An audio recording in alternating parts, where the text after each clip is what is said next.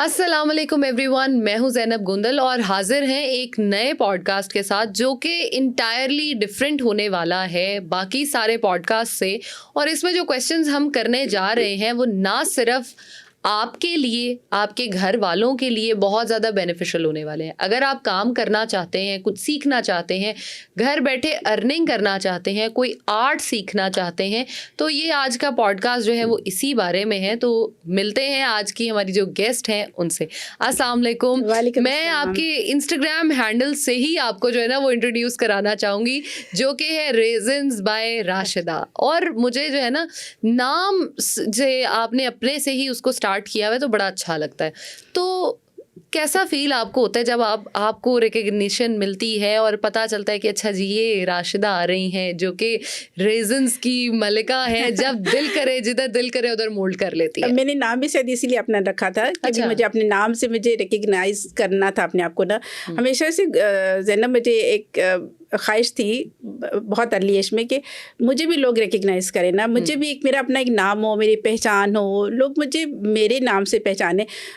हमेशा से मतलब फादर के नाम से या भाई या बेटे या मतलब हस्बैंड के नाम से। सो मैं चाहती थी कि मेरी अपनी एक पहचान हो, मुझे भी लोग मेरे नाम से जाने कि हाँ ये रास्ता है, ये भी कोई है चीज़ इस दुनिया में एग्जिस्ट करती है और इसकी एक पहचान है। तो मुझे समझ नहीं आती थी कि मैं क्या करूँ जिसकी वजह से मेरा भी लोग मुझे पहचाने जाएँ।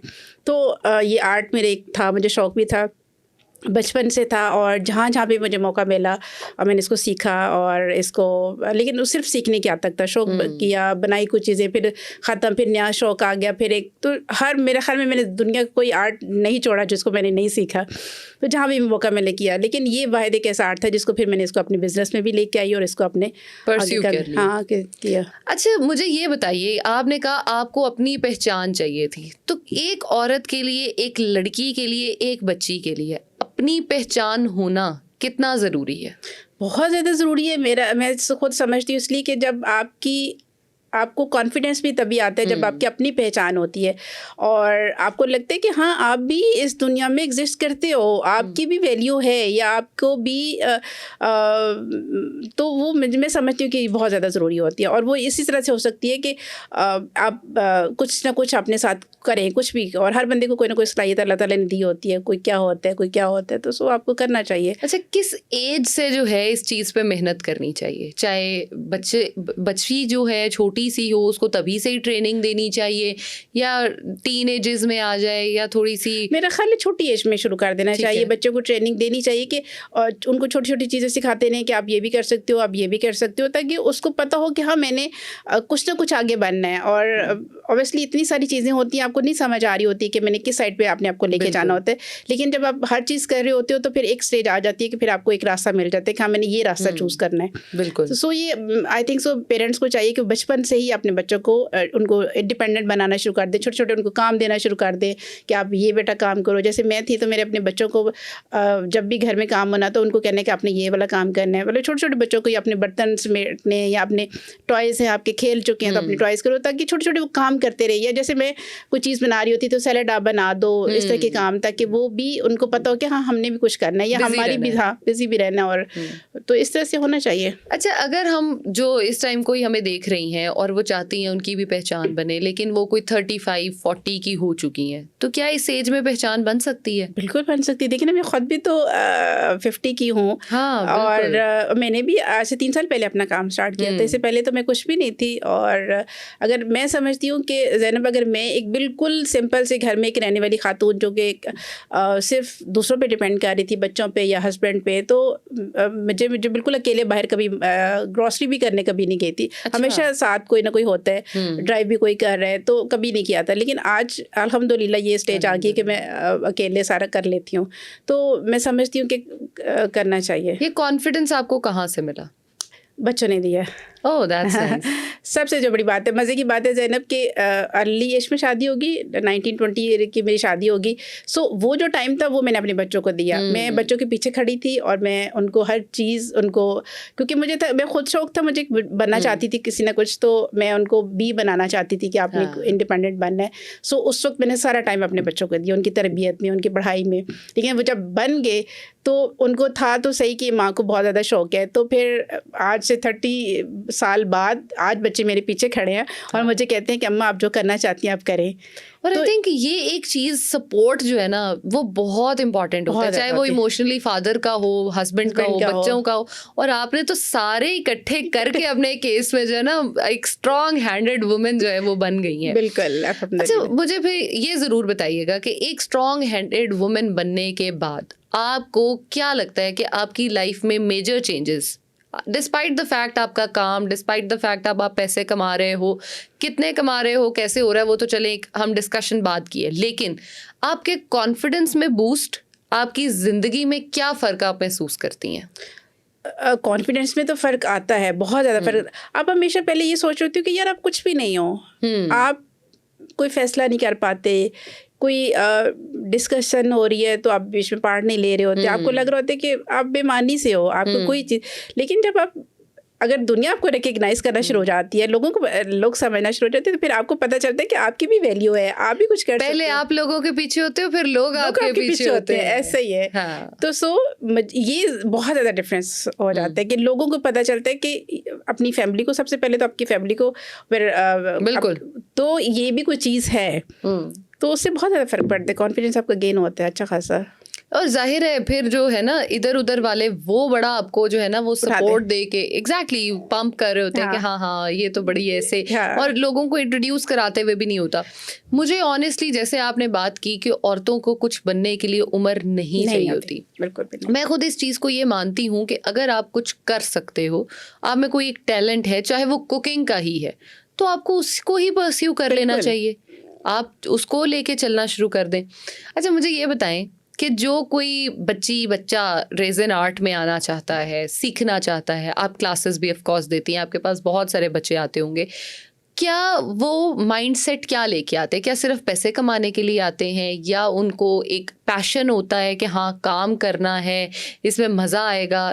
क्या गोल्स होते हैं? 99% तो जो मेरे पास लोग आते हैं ना वो कमाना चाहते हैं। फीमेल्स कहती हैं कि हम भी अपना हस्बैंड का हाथ बढ़ाना चाहते हैं, कोई कहेगा कि मेरे पेरेंट्स हैं तो मैं अपने पेरेंट्स की हेल्प करना चाहती हूँ, तो मेरे पास जितने भी लोग आते हैं वो अर्न करना चाहते हैं, क्योंकि वो मुझे जब देखते हैं रोल मॉडल बनाते हैं मुझे, और वो कहते हैं कि अगर आप बैठ के घर कर रहे हो तो फिर हम भी ये कर सकते हैं। तो बल्कि जब कोई ये कहता है ना कि स्पेशली जो थोड़ी एज के लोग हो जाते हैं तो थोड़े डरते डरते मेरे पास आते हैं ना, कहेंगे कि हम कर सकते हैं, तो मैं उनको बहुत ज़्यादा कहती हूँ कि मैंने क्यों नहीं कर सकते, मैंने ये क्वेश्चन अपने निकाल दें माइंड से कि आप नहीं कर सकते। हर इंसान में अल्लाह ताला अगर शौक़ है आप में तो आप कर सकती हैं, बिल्कुल। और मैं उनको बाकी हाथ पकड़ के उनको चलाती हूँ। मैं उनको, जितने भी मेरे स्टूडेंट्स होते हैं वो अमूमन पीछे अक्सर ये होता है कि एक क्लास में अगर फॉर एग्जाम्पल 100 स्टूडेंट्स हैं तो 100 के 100 कामयाब नहीं होते, बिल्कुल। कुछ तो एक्सीलेंट होंगे, कुछ थोड़े से नॉर्मल होंगे, कुछ बिल्कुल कम होंगे। सो जो कम होते हैं मैं उनकी भी कोशिश कर रही होती हूँ उनको भी साथ लेके चलूँ और उनको भी गाइड करती रहूँ, उनको बताती रहती हूँ कि अच्छा ऐसे नहीं ऐसे कर ले, इस तरह से कर ले। सो उनको भी साथ लेके चल रही होती हूँ, तो बहुत करना चाहिए मैं समझती हूँ। अच्छा, मुझे ये बताएं कि घर पे काम शुरू करना क्या मुश्किल है बहुत? मतलब रेज़न आर्ट की अगर हम बात करें, आपने जब किया तो घर में पहले चीज़ें प्रोडक्ट्स बाय करके लाओ, फिर उनको सेटल डाउन करो, क्या इसके लिए कोई अलग से कमरा चाहिए होता है, या कहाँ पे हम इसे कर सकते हैं? नहीं, होता तो है, क्योंकि ऑब्वियसली थोड़ा सा केमिकल होता है। आप ये नहीं हो सकते कि जिस कमरे में आपके बच्चे हैं या आपके खुद सो रहे हैं तो उसी कमरे में आप अपना काम करना शुरू होता है, ऐसा नहीं होता। मैं उनको यही कहती हूँ कि हाँ, अगर आपके पास नहीं भी स्पेस तो कोई मसला नहीं है, आपके पास गैरेज होगा, टेरेस होगा, छत है, बाहर सेन है, आप उधर कर लें, कोई मसला नहीं, आप कर लें। अपने प्रोडक्ट को जब थोड़ा सा भी रेडी हो जाते फिर उसको अंदर उठा के रखते हैं ताकि डस्ट से बचे, इन चीज़ों से बच सके। लेकिन काम ये नहीं होता कि काम ना करें, काम आप अगर करना चाहते हो तो करना, रोकने का कोई रीज़न मैं नहीं समझती कि होती है कोई किसी के पास भी। शुरू करने के लिए आपको क्या चीज़ें रिक्वायर्ड है? बेसिकली वही, आप एक तो बजट भी मैं आपको बता दूं कि 15 तक आप 1000 अगर आपके पास है तो आप उससे अपना काम स्टार्ट कर सकते हैं। ठीक है। और ये अक्लमंदी नहीं होती कि आप कहें कि मैं लाखों पैसे लगाऊं और फिर मैं अपना बिजनेस स्टार्ट करूं। मैं हमेशा ये कहती हूँ कि थोड़े काम के साथ समझदारी के साथ चलें और छोटे छोटे प्रोडक्ट्स बनाएं, और उनको वो जो पैसे आप उसको दे दोगे, जो अर्न करें उसे इन्वेस्ट करें, उनको दोबारा इन्वेस्ट करें और दोबारा से उन्हीं से चीज़ें लें, बजाय इसकी कि आप एक दफ़ा बल्क में सारी चीज़ें उठा लें। आप कोशिश करें कि 15 से 20 हज़ार तक की आप रेंज में आप चीज़ें लें। ठीक है। और उससे आप काम करें, और बेस वही चीज़ें मेन होती हैं इसमें। रेज़न जो मेन होता है, इसके अलावा MDF जिसके ऊपर हम काम करते हैं वो है, मोल्ड होते हैं सिलिकॉन के, और आराम से पाकिस्तान से मिल जाते हैं, कोई इतना इशू नहीं होता। यानी बड़े शहरों से हमें पाकिस्तान के आराम से ये आराम से चीजें मिलते, अवेलेबल बल्कि हैं। ऑनलाइन बहुत इजीली आराम अच्छा, से मिल अच्छा, जाते हैं। तो अगर फीमेल्स अगर घर में नहीं किसी का मसला है कि वो नहीं बाहर जा सकते, तो ऑनलाइन इतने वेंडर्स हैं, मैं सब प्रोवाइड कर देती हूँ कि लिए ये अच्छा, मोस्टली मैंने आपके काम में ये देखा है, आप घड़ियां बना रही होती हैं, टेबल्स बना रही होती हैं, सीनरीज बना रही हैं, और उसके साथ साथ बड़े बड़े वॉलपेपर्स के वो बना रही हैं। और इवन मुझे लगता है कि हम थोड़ी बहुत डिस्कशन ऐसे कर रहे थे तो आप मुझे बता रही थी कि आजकल तो कबर्ड्स के वो जो कंपार्टमेंट्स होते हैं उसमें भी बाहर डिस्प्ले में यूज़ हो रहे हैं, पैनल्स बन रहे हैं। तो ये इतने बड़े लेवल पे जब आपको काम करना पड़ता है तो थकती नहीं है? शौक के आगे कहते हैं ना कि वो आप शौक का कोई मोल नहीं है। और यकीन करें कि मैं बाकी कामों में थक जाती हूँ, बट ये जब काम कर रही होती हूँ तो कमर को भी हाथ पकड़ा होता है, ज़्यादा काम कर रही होती है, लेकिन मज़ा आ रहा होता है क्योंकि आपको पता होता है कि हाँ इसके बाद आपको एक चीज़ रेडी होगी जो कि आपको आपके हाथ की बनी हुई चीज़ है और लोग उसको पसंद करेंगे। तो ये इसका ये एक्साइटमेंट होती है बनाते हुए होती है, कि क्या निकलेगा, हाँ, ये कैसे होगा। हाँ, वो पहले आप एक माइंड में जो चीज़ हो रही होती है बस का सेम 100% वैसी नहीं बनती, क्योंकि लिक्विड होता है, फ्लो करता है, तो 100% तो वैसा नहीं होता। तो आप एक्साइटेड हो रहे होते हो कि अच्छा जो आपने माइंड में बनाया हुआ क्या वही चीज़ बनेगी आपकी, या थोड़ी बहुत ऊपर नीचे हो जाएगी। सो एंजॉय कर रहे होते हैं आप इसको। तो क्लाइंट्स इसके कस्टमाइजेशन में चलते हैं, जैसे हाँ, उनकी अपनी मर्जी से चीजें, जैसे आपने मुझे एक टेबल का बताया, दिखाया कि जी ये उनके किसी लव्ड वन ने उनको दिया हुआ था, फिर वो बच्चों की गाड़ी का आपने बताया, तो वो स्टोरी जरा शेयर करें हमारे साथ। वो ऐसा है कि मेरे एक क्लाइंट ने मुझे कहा कि ये मेरे भूखे हैं तो इसको आप प्रिजर्व कर दें या कुछ ऐसा कर दें जिससे मैं इसको हमेशा अपने पास रख सकूँ, क्योंकि फ्रेश फ्लावर तो आपको पता है कि ज़्यादा सा चल नहीं सकते ना, हफ्ता एक चलते हैं। सो मैं इसको कैसे अपनी मेमोरी को कैसे, मेरे फर्स्ट मेरा था तो मैं किस तरह से इसको प्रिजर्व करूँ। सो मेरे जहन में आया कि एक ऐसी चीज़ हो जो सॉलिड हो, जो उनके पास रहे, हमेशा रहे, और देख के भी खूबसूरत भी लगे, घर में जहाँ में भी पड़ी हो, उसको स्टोर में ना रखें, कम से कम सामने रखी हो। तो सो मैंने टेबल टॉप उनको बना के दिया और वो उनके सामने बहुत खूबसूरत और उनको बहुत पसंद भी आया। और उसके बाद फिर इतने मुझे उसके ऑर्डर मिले कि हर कोई ये कह रहा था कि ये मुझे भी बना के दे। और कहते हैं कि बड़ा यूजफुल सा है, मुझे खुद वो बड़ा कॉन्सेप्ट आपका पसंद आया कि अच्छा यार हाँ ये कर सकते हैं। अच्छा, इसमें हम इमेजेस बना सकते हैं, जैसे किसी की शक्ल बनाना या वो चीजें भी कर सकते हैं? शक्ल बनानी नहीं, वो नहीं हम कर सकते, सिर्फ ये है कि उसकी प्रिंट निकाल के, तो हम अगर किसी की पिक्चर्स आप करना चाहें तो वो कर सकते हैं। अच्छा, उसको हम जो है वो फ्रेम में और उसमें यूज कर सकते हैं। सही, बिल्कुल सही। अच्छा, मुझे ये बताएं कि कितनी एज का बंदा जो है वो इस केमिकल को हैंडल कर सकता है? 12 से 13 साल की एज के लोग मेरे पास काफ़ी स्टूडेंट हैं, और मुझे इतना अच्छा लगता है जब मेरे पास आते हैं ना 12-13 साल की बच्चे कहते हैं कि क्या हम ये कर सकते हैं। तो मैंने कहा अगर आपको वाकई लगता है तो कर सकती है। और यकीन करें कि मेरे पास एक बच्ची आई 12 साल की, और उसका सबसे ज़्यादा अच्छा काम, तो उस क्लास में जो 12 साल की बच्ची थी, उसने सबसे पहले अपना पेज बनाया और सबसे पहले उसने अपने मुझे प्रोडक्ट अपने बना के दिखाया। मुझे ये बताएं, कभी ये नहीं सोचती कि इतने सारे लोगों को ये सिखाई जा रही हूँ तो मेरे जो क्लाइंट्स हैं वो भी खराब हो जाएंगे? नहीं, कभी भी नहीं, कभी भी नहीं, क्योंकि मेरा ईमान है कि जो मेरे नसीब में लिखा है ना वो आप नहीं ले सकती। That is so true. ये चीज हम सोच ले तो पीछे जिंदगी में कुछ बचे ही ना। लेकिन फिर भी आ जाता है ना बंदे के माइंड में कि यार इनको सिखा रही हूँ। क्योंकि देखिए आज जितना भी आप देख लें कि क्या डॉक्टर्स कमी हुई है? कभी नहीं हुई ना। बिल्कुल। हॉस्पिटल कभी कमी नहीं हुई। तो इस तरह जितने रेजन से रिलेटेड आर्ट है, ये जो भी है, आर्टिस्ट भी आ रहे हैं या लोग भी आ रहे हैं नए नए, ऑब्वियसली मैं जिनको सिखा रही हूँ वो भी अपना आगे पेश बना रहे हैं। सो कभी मेरे ज़हन में नहीं आया, क्योंकि मुझे पता है उनका रिस्क उनको अल्लाह ने देना। और I think this is the excellence जो आपके हाथ की वो है ना, वो हर बंदे की सफाई अपनी होती है। तो इससे फ़र्क नहीं पड़ता मुझे, कभी भी नहीं। आपने आज तक बेस्ट पीस अपना क्या बनाया? बेस्ट तो अपना बच्चा सारे प्यारे लगते हैं। आप ये कभी कह सकते हैं कि आपको कुछ एक होता है ना जिसके साथ आप इमोशनली अटैच हो जाते हो, मैं उसको बेस्ट कहती हूँ कि जो आपको इमोशनली अपने साथ अटैच कर ले। ये वाला मुझे अच्छा लगा था, जो फ्लावर्स वाला था, आइडिया भी मुझे अच्छा लगा था, और मुझे ये लगा था कि हाँ यार ये किसी की मेमोरी है और इसको हम अच्छे से किसी को मतलब यूटिलाइज किया, किसी अच्छी चीज़ को हमने यूटिलाइज करके दिया, तो ये मुझे अच्छा लगा था ये वाला आइडियाज। अच्छा, मुझे ये बताएं, जब आप प्रोडक्ट्स डिलीवर कराती हैं लोगों के घरों में और वो लोग अपने घर में टेबल है, क्लॉक है या वॉलपेपर्स हैं या जो भी है आपके प्रोडक्ट्स हैं उनको लगाते हैं, तो वो लगा के एक जो वो फीलिंग ऑफ एक्सप्रेशन आपको देते हैं कॉल करके या पिक्चर देके, तो वो कैसी फीलिंग होती है? बहुत अच्छा लगता है, इतना अच्छा लगता है आपकी सोच है, और वो इतनी मोहब्बत से मुझे प्रॉपर वीडियो बना के भेजेंगे, पिक्चर बना के भेजेंगे कि ये देखें हमारे घर में चीज़ कैसी, तो आपको अपनी चीज़ की वैल्यू और ज़्यादा बढ़ जाती है कि आपके इतना खूबसूरत उसने अच्छे से, और स्पेशली जो कुछ लोग ऐसे हैं जो उसको वाकई बड़े अच्छे से उसको मैनेज भी करते हैं। मैंने देखा लोगों के बड़ी अच्छे से उन्होंने जो भी पिक्चर बना के भेजोंगी, वॉल हैंगिंग है जो, तो अच्छे से लगाई, उनकी सेटिंग में देख रही होती है पूरी, तो वो बड़ी अच्छी सी इनहेंस हो रही होती है, बड़ी खूबसूरत लगती है, बड़ा मज़ा आता है। वही बात है ना कि जब अपनी बनाई चीज़ की खुद ही वो मिलती है ना एक पजीराई, तो बड़ा पसंद आता है आपको। अच्छा, जब काम कर रही होती हैं तो कुछ गाना शाना सुनना, गाना गुनगुनाना, तो क्या उसका इम्पैक्ट काम पे पड़ता है? बिल्कुल पड़ता है, उसका भी पड़ता है, और स्पेशली जो इस चीज़ का ज़्यादा पड़ता है कि आप खुश कितने हैं उस वक्त। अगर आप मेंटली खुश हैं और आप पे कोई ऐसा प्रेशर नहीं है किसी चीज़ का, तो आपका काम और ज़्यादा निखरता है।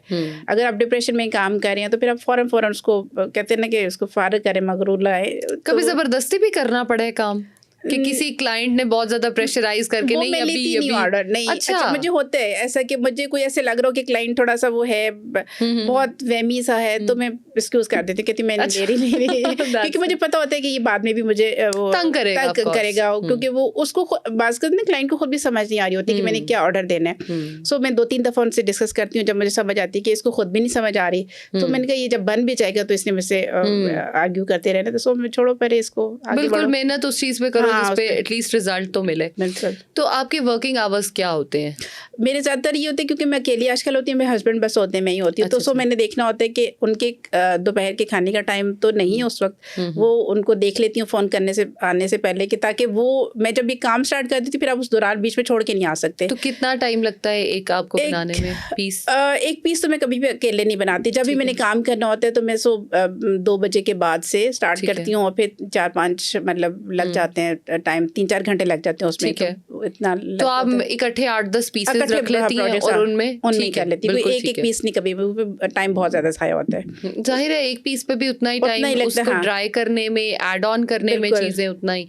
तो 8-10 पीसेस जो होते हैं बना लेती हूँ, उनको इकट्ठे बना लिया आपने, जो बड़े वाले पीसेस होते हैं, और उन सबको प्रिजर्वेशन उनकी कैसे करती हैं? फिर जैसे एक चीज़ बन गई तो क्लाइंट ने जैसे 10 दिन बाद लेनी है, 15 दिन बाद लेनी है, तो वो सेफ रहता है तब तक? हाँ बिल्कुल सेफ रहता है। उनको मैं रैप कर देती हूँ, बबल रैप के अंदर कर देती हूँ ताकि वो डस्ट से बचे और ख़राब ना हो, उसकी ब्यूटी वहीं कायम रहे। हाँ, ब्यूटी कायम रहे। उसके साथ अच्छा मुझे ये बताइएगा कि आपने जैसे काम शुरू किया, 3-4 घंटे अब आपको उसमें लगने हैं, ऑफकोर्स आप इधर उधर कहीं जा नहीं सकती, तो 3-4 घंटे डेली का काम है 7 दिन का, तो 7 दिन का क्या उतना पे बैक होता है? हाँ होता है।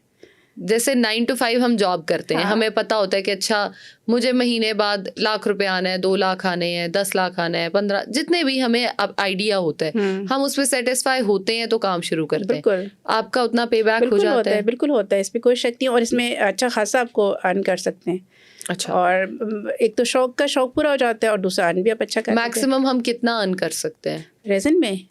ये तो आप पे डिपेंड करता है कि आप कितना काम अच्छा है। देखिए हर एक का काम तो अच्छा नहीं होता है ना, ऑफ कोर्स, और किसको कितने अच्छे ऑर्डर्स मिल रहे हैं, क्योंकि मेरा ज़्यादा जो होते हैं बड़ी वॉल हैंगिंग होते हैं, क्लॉक होते हैं, तो उसमें अच्छा खासा मार्जिन मुझे पैसे अच्छे मिल जाते हैं। अच्छा उसमें मर जाते हैं, तो छोटी छोटी ट्रेस कोस्टर के अब मैं नहीं लेती। आज आपको किडनैप कर लेते हैं तो उसमें जो पैसे मिलते हैं, ऑफ कोर्स अपनी लाइफ में तो वो कर ही रही होती हैं, तो अपने कोई शौक जो बचपन के थे, जवानी के थे, आप वो पूरे करती हैं उनसे? हाँ करती हूँ कोई एक शौक हमारे साथ प्लीज अगर शेयर। ट्रैवलिंग का बहुत ज़्यादा शौक है। ठीक है, तो सो मैंने अपने पैसों से, फिर मैंने मेरी सिस्टर थी कतर में, तो मैं उसके पास ट्रिप करने गई थी, जबरदस्त, और अकेले गई थी कि मैंने बस बच्चे भी मतलब आप रहे अकेले, और हस्बैंड अपने पैसों से, मेरे हस्बैंड भी, वो मेरी जो बहन है कतर में, वो भी अकेले अपने हस्बैंड के साथ अच्छा रहती है। सो हमने वो बहुत एंजॉय किया, और अकेले हम दोनों ने सारा दिन सारी तो नेक्स्ट क्या प्लान है अपने पैसों से करने का? नेक्स्ट अब वो एक कनाडा में बेटी होती है इंशाल्लाह ताला, उसके पास है, उसके पास मतलब आप उसको ट्रैवलिंग में ही, ट्रैवलिंग का शौक है।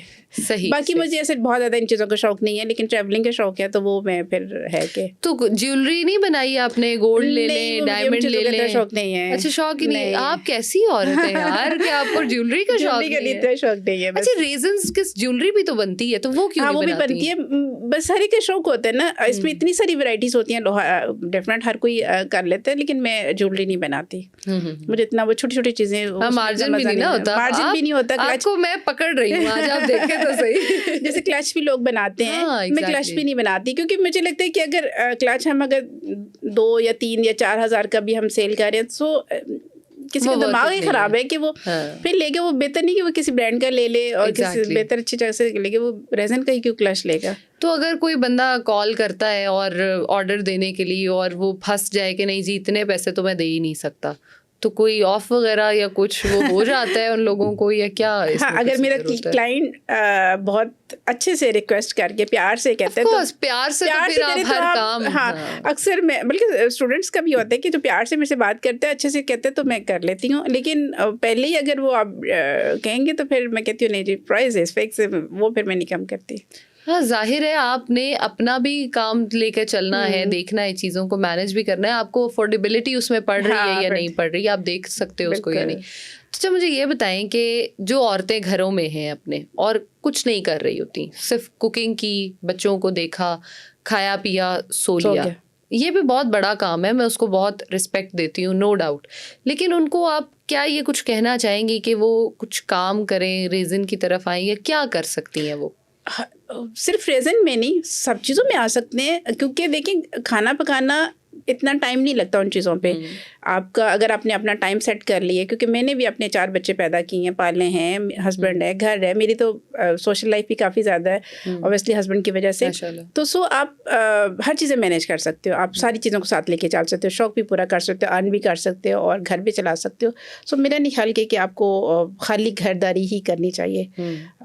घरदारी बहुत छोटा सा काम है, आप थोड़े से पैसों में रख के आप मेड्स के साथ काम कर सकते हो कि हेल्प लेके, तो आप उससे बेहतर है कि आप एक बड़ा काम कर लो, तो वो आप जो अर्न करोगे, आप थोड़ा बहुत आप हेल्प रख लेना किसी की, तो खाना बना लें, बाकी काम शाम छोटे मोटे तो आप कर ही लेते कोई ना कोई। अच्छा, क्या औरतें क्या क्या कर सकती हैं, कोई आइडियाज उनके लिए? मेरा ख्याल है औरतें बहुत कुछ कर सकती हैं, बहुत कुछ घर बैठे हुए हम वो आइडियाज, क्योंकि मैं भी तो घर ही बैठ के कर रही हूँ, रेज़न से रिलेटेड है, कोई भी आर्ट आता है उनको, मैं समझती हूँ कुकिंग आती है, सिलाई आती है, निटिंग आती है, हर तरह की चीज़ें, फ्लावर्स, मैं जैसे पहले इटालियन डो के फ्लावर्स बनाती थी, अरेंजमेंट फ्लावर, तो बहुत मैंने अरेंजमेंट बनाती होती थी, लोगों को बना के गिफ्ट। तो उससे अर्निंग अच्छी होती थी? नहीं, वो मैं अर्न नहीं करती थी, उसमें मेरा बिजनेस मैंने सिर्फ रेज़न से किया है, उससे पहले मैं सिर्फ शौक पूरे अपने करती थी। सो उनसे भी आप कर सकते हैं, वो भी चीज़ें बना सकती हैं। टिन फॉइल जो सिल्वर जूल होती है, वो मैं सीखा था मैंने, वो भी बहुत अच्छा शौक है। तो सो अब ये आपकी कैंडल मेकिंग है। इतना कुछ सीखती क्यों थी, ये तो बताइए। ये तो बताइए, शौक कितना चीज़ों का था मुझे ना, हमेशा से मेरे अंदर एक कीड़ा है कि आप ये कर सकती हो तो मैं क्यों नहीं कर सकती। एग्जैक्टली ये वैसे ना चीज़ हर बंदे में होनी चाहिए, है ना, ये मुझे हमेशा से होता है। मुझे यहाँ तक कि मैं अगर वॉक करने जा रही हूँ, मेरे से तेज बंदा मेरे पास से गुजर गया, तो मैं कहती है ये तेज़ क्यों चल रहा है, ये तेज़ चल से तो मैं भी तेज़ चल सकती हूँ। सो मेरे अंदर हमेशा से कीड़ा रहा है कि नहीं, वो अगर कर रहा है तो मैं भी कर सकती हूँ। और ये मैं समझती हूँ, ये आपको आगे बढ़ने के लिए ये चीज़ें बहुत ज़्यादा मैटर करती हैं, अदरवाइज फिर वही बात आप उधर ही रह जाती। तो इस काम को कंटिन्यू करने का इरादा है, कभी छोड़ने का या कुछ सोचती नहीं है? बिल्कुल भी सोचना नहीं छोड़ने का, क्योंकि इसमें और आगे वेरिएशन में लेके आऊंगी, छोड़ने का तो बिल्कुल भी पॉसिबल। कुछ ऐसी चीजें जो सोच रही हूँ अभी माइंड में, जो करना चाह रही हूँ इंस्टेंटली? बिल्कुल, अभी काफ़ी अर्सा हो गया इस शौक के साथ, अब थोड़ा सा मुझे एक नई चीज़ें मेरी आ रही है माइंड में, तो सो मैं चाह रही हूँ कि वो भी अब मैं सीखूँ। और मुझे जगह नहीं मिल रही, कोई प्लेटफॉर्म नहीं मिल रहा कि मैं क्योंकि मैं हमेशा थी कि एक टिप किसी से ले लूँ, एक क्लास ले लूँ किसी से, देन फिर मैं हमेशा टीचर को ज़रूर समझती हूँ कि एक लेना चाहिए एक क्लास, ताकि उसके बगैर आप खाली यूट्यूब से आप कुछ नहीं सीख सकते।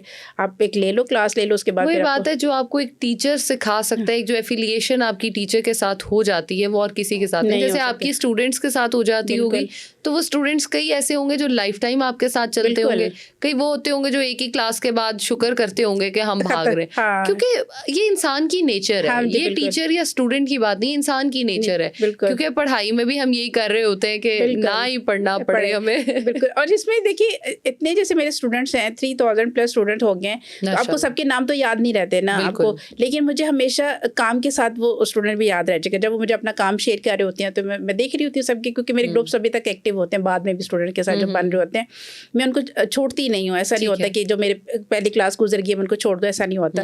वो भी मेरे साथ अटैच होते हैं। तो सो मुझे उनके नाम तो याद नहीं होता, लेकिन मुझे ये पता होता है कि हाँ ये मेरा स्टूडेंट, ये काम उसका अच्छा है। सो वो मुझे बार बार मैं उसका काम देख रही होती तो मुझे याद आ जाता है, वो सीन में रह जाता है स्टूडेंट। तो इसी तरह जैसे क्लास में भी आपने देखा कि जो लाइक स्टूडेंट होता है वो टीचर की नज़र में होता है। बिल्कुल। तो इस तरह या शरारती होता है या लाइक होता है, दो ही होते हैं। तो ऐसे मुझे भी मेरे स्टूडेंट, वो उनसे मेरी ज़्यादा और मोहब्बत बढ़ जाती है कि हाँ ये कितना अच्छा काम करे। कभी कभी तो कुछ ऐसे स्टूडेंट्स हैं इतना अच्छा काम कर रहे हैं और अर्न भी बहुत अच्छा कर रहे हैं, तो वो मुझे कभी कभी लगता है कि ये मेरी अक्स जिसको कह ले कि वो मुझे लगता है कि शायद ये मेरा ही काम तो नहीं कि उठा के इन्होंने पिक्चर लगा ली। इतना स्टूडेंट्स की साइड से गिफ्ट्स भी आए हैं?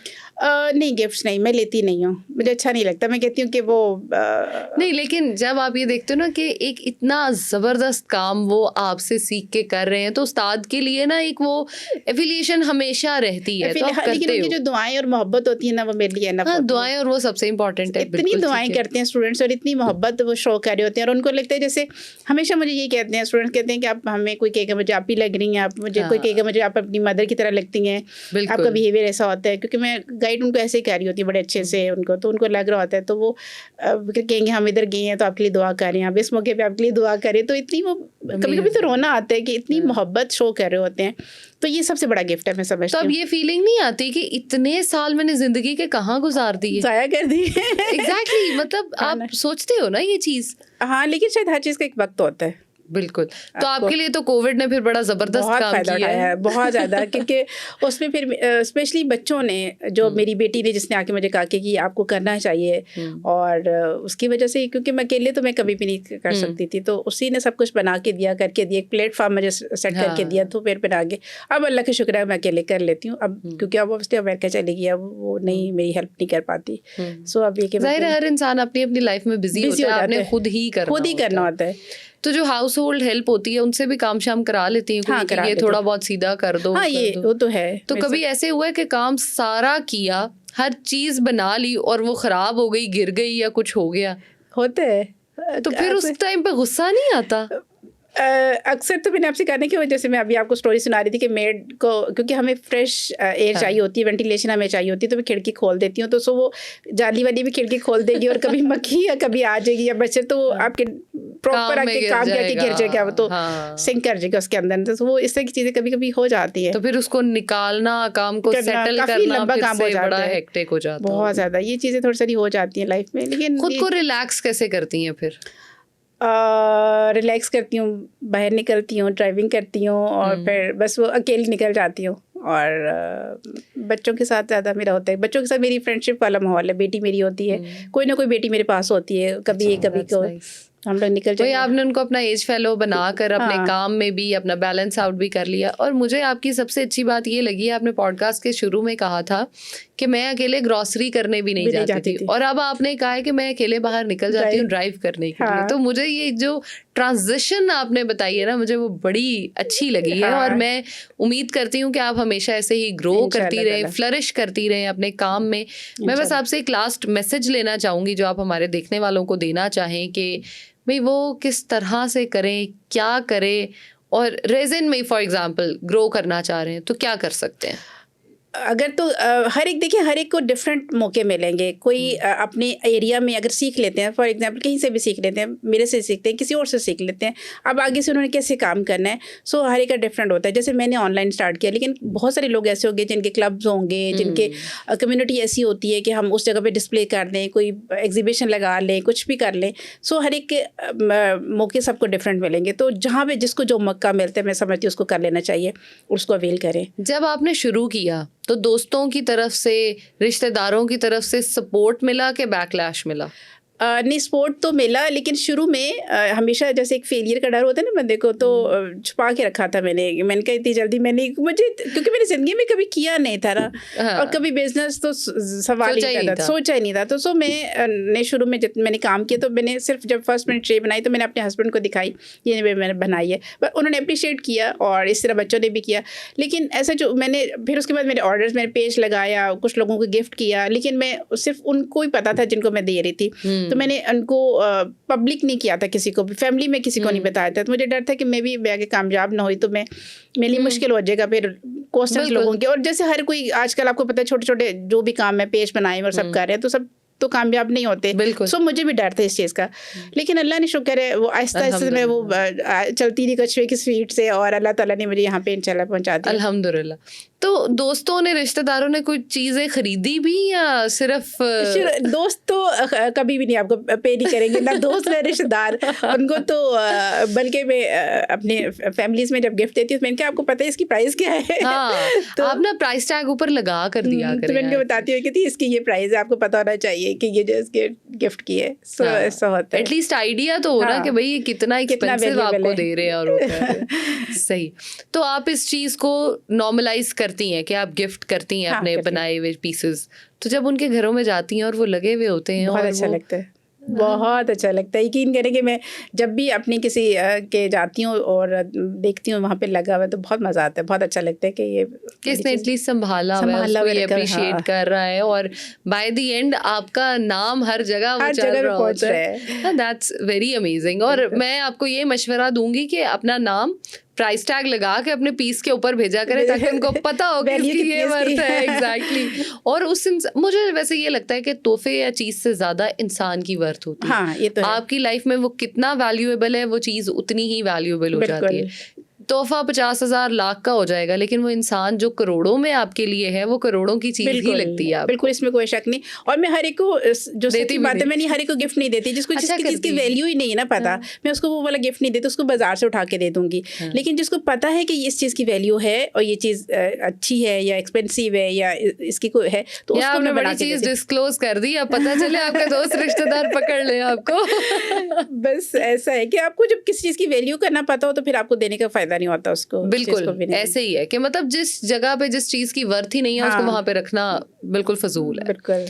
तो आई होप बड़ा अच्छा लगा है मुझे, तो आपको भी अच्छा लगा होगा, और जो घर बैठे हुए लोग हैं, आप लोगों को भी सीखने का चीज़ें मौका मिल रहा होगा। और अगर आप लोग भी रेज़न आर्ट सीखना चाहते हैं, रेज़न आर्ट होता क्या है, इसको सीखते कैसे हैं, चलते कैसे हैं, तो ये हमारे पास एक रोल मॉडल मौजूद हैं।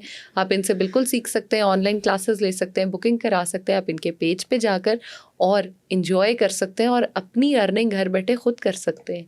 Thank you so much.